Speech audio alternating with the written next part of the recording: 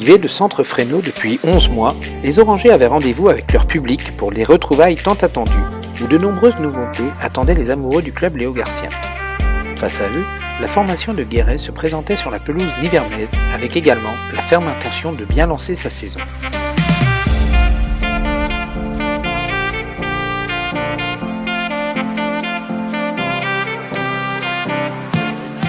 Dès le coup d'envoi, les réservistes orangers investissent le camp adverse et ne tardent pas à déflorer le plan de shot sur une géniale inspiration de son centre Benjamin Chiffre, bien négocié par Damien Petit pour envoyer le talonneur nouveau venu Ewan Andrio en terre promise.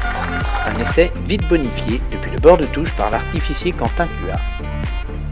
Respectueux des consignes et profitant des conditions climatiques difficiles, l'ESL maintient la pression sur son homologue creusois pour augmenter son avance et tenir à distance de vaillants visiteurs.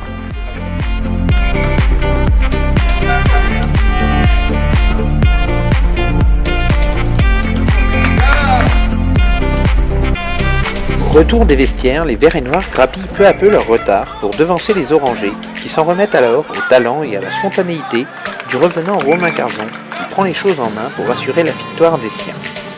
Bien qu'acquise dans la douleur, cette victoire lance idéalement la saison des hommes du duo Christophe Cloy et Pascal Jacquet. Auteur d'un début de championnat très compliqué l'an passé avant l'arrêt de la compétition, l'équipe première de l'ESL espérait bien s'éviter pareille mésaventure cette saison. Malgré quelques atermoiements et autres frayeurs en début de rencontre, les Orangers ne tardent pas à mettre leur emprise sur les débats. Plus tranchants et incisifs que leurs adversaires, les locaux parviennent à mettre leur métronome Théo Cloy en position de marquer. Ce dernier ne se fait pas prier, et même si son homologue creusois atténue la marque, le buteur nivernais se mue en véritable bourreau, afin de pallier au manque de réalisme de ses coéquipiers, qui, hormis quelques fulgurances ou initiatives, se font endormir par le faux rythme imposé par Guéret.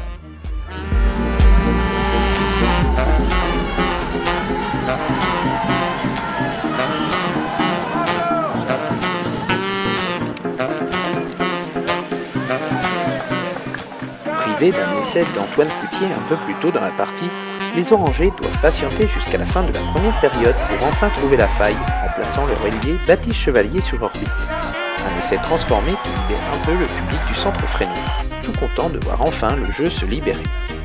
Après la pause et suite à un dégagement contré, l'ESL se retrouve acculé sur sa ligne et concède un essai transformé qui relance quelque peu les débats.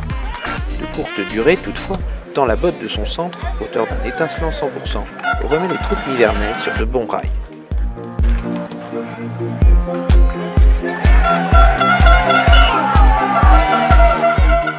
La fin de match à sens unique permettra aux Orangers de galvauder encore quelques occasions, avant que le malicieux et lui aussi revenant Samuel Perrault ne vienne parachever le succès de ses couleurs et donner au score un peu plus d'ampleur. Poussive mais vainqueur, l'ESL peut savourer avec son public sa première victoire de la saison face à de courageux et vaillants visiteurs. Attendus à Auxerre le week-end prochain, les Orangers savent qu'ils devront faire mieux pour se sortir du piège iconien. Copie à revoir donc, même si le plaisir de se retrouver était bien le plus important le week-end passé du côté de Fresno.